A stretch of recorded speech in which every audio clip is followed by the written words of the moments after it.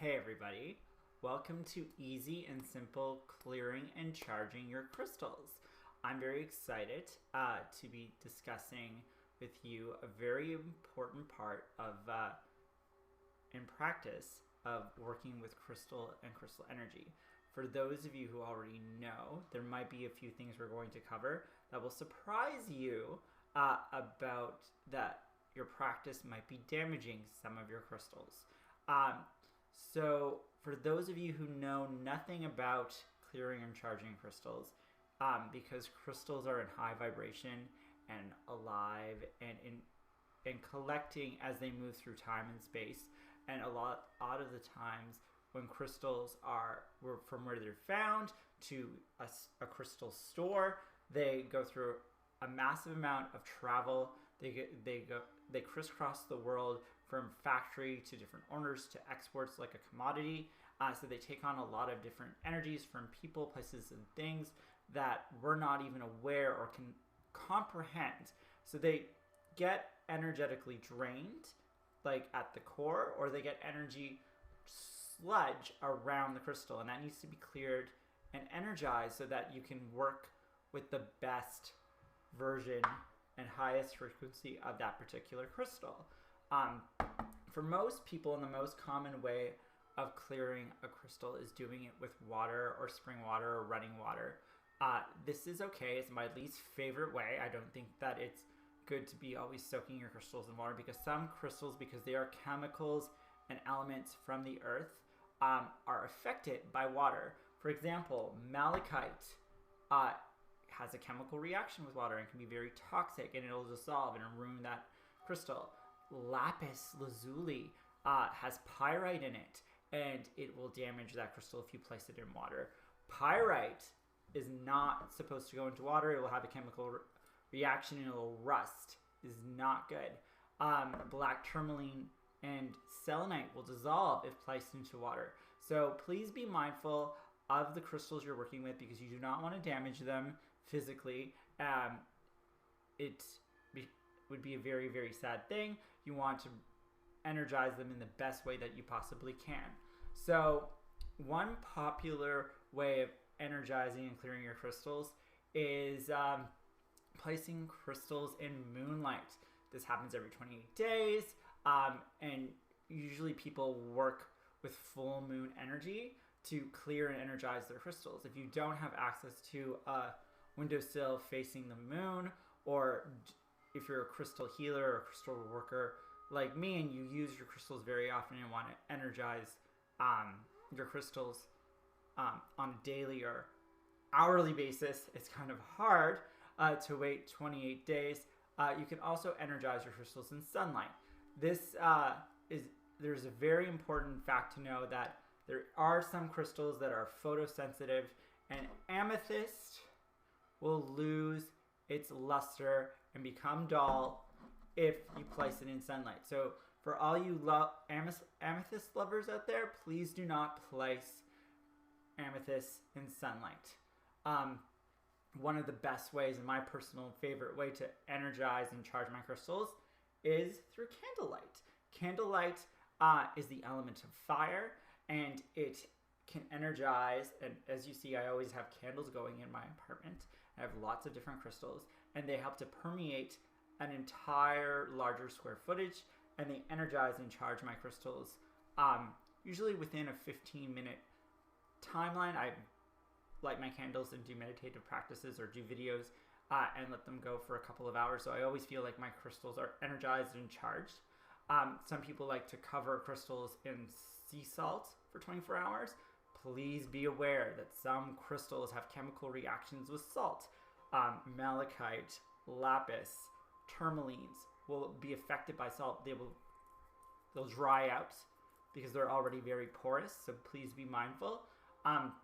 The go-to number one way of clearing and charging your crystals is with white sage and Palo Santo with smoke. But if you're allergic to smoke, you can use Palo Santo or white sage sprays. They evaporate very quickly, so don't worry about affecting your crystals. Using white sage, it comes from Aboriginal and Native sources, and we honor them. But when white sage is the ultimate nuclear option when it comes to energy clearing, because it clears out all of the energy. It closes portals. It brings things to zero. It clears out intentions. So it brings things straight to stretch, so that are fresh to program. It's like whatever kind of work that I did with these crystals, it's cleared out, brings it down to good. It's very sacred medicine and energy. And I like to usually do this once a year.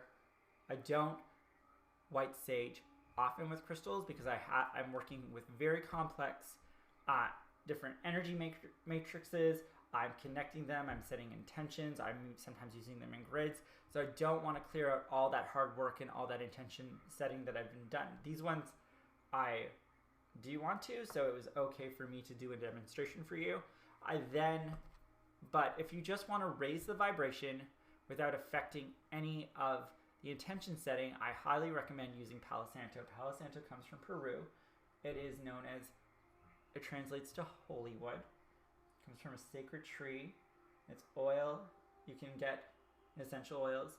Raises the vibration and dissolves negative energy without clearing intentions. It gives the crystals the energetic bump and clears the energy around them. It smells lovely. It's so beautiful.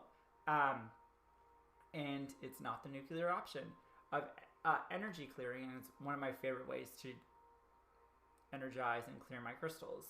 One of the other ways that you can use for clearing and charging crystals is with sound therapy and placing crystals around a Tibetan singing bowl. And this is very awesome because it clears the energy with sound. You just slowly. Now, very important detail. Everybody always makes this mistake.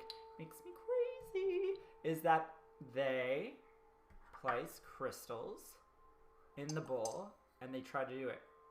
It changes the frequency and the harmonics of the bowl and can damage your crystal. I've seen people place crystals inside Tibetan singing bowls and they've tried to do the singing and the sound is different and it breaks the crystal. Actually physically breaks the crystal. It's very bad and it could also damage your singing bowl. So please do not place the crystals in your singing bowl. Do the sound around. And it doesn't have to directly interact. And it just clears the energy up around the crystal. You can also use Tibetan chimes.